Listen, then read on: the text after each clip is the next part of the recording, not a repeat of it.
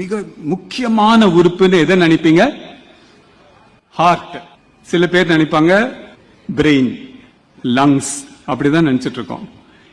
உலகத்துல புதுசா ஒரு ஐடியா இப்ப வந்திருக்கு. ஹார்ட், லங்கு, பிரெயின், இது எல்லாத்தோட ஒரு மனிதனுக்கு முக்கியமானது அவனுடைய தசைகளும் எலும்பும் தான். என்னைக்கு நடக்கிறதுக்கு உங்களுக்கு பாதிப்பு வருதோ அன்னைக்கே உயிர் போயிடுச்சு.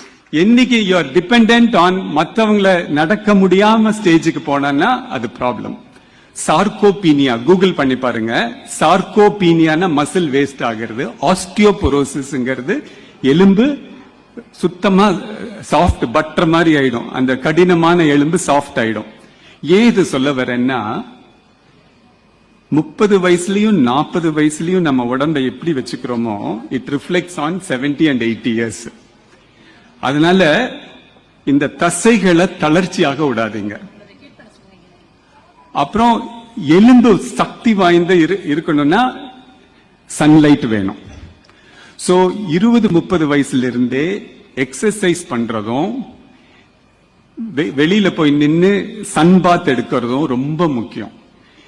சார்கோபீனியாவும் ஆஸ்டியோபோரோசிஸும் இல்லைன்னா உங்களுடைய ஹார்ட், லங்கு எல்லாமே சிறப்பா வேலை செய்யும். அதனால இன்னைக்கு ஒரு பெரிய மெசேஜ் உங்களுக்கு கொடுக்கணும்னா, வாக்கிங் போறது, சன்பாத் எடுக்கிறது, ரிட்டையர் ஆனதுக்கு அப்புறம் வீட்டுக்குள்ளேயே உட்கார்ந்துட்டு டிவி பார்த்துட்டு இருக்கிறது எல்லாம் விட்டுட்டு ஒரு நாளைக்கு இவ்வளவு தூரம் எக்ஸசைஸ், இவ்வளவு தூரம் சன்லைட் அப்படிங்கறது கண்டிப்பா நீங்க கொண்டு வரணும். கொண்டு வந்தானே இந்த ஹார்ட், லங் ப்ராப்ளம் எல்லாமே போயிடும். கடைசி நாள் மட்டும் நடந்து சாகணுங்கிற மன உறுதியோட நீங்க இருந்தீங்கன்னா ஹார்ட், லங் எப்பவுமே இளமையா இருக்கும். இது ரொம்ப முக்கியமான செய்தி. அலட்சியப்படுத்த வேண்டாம்.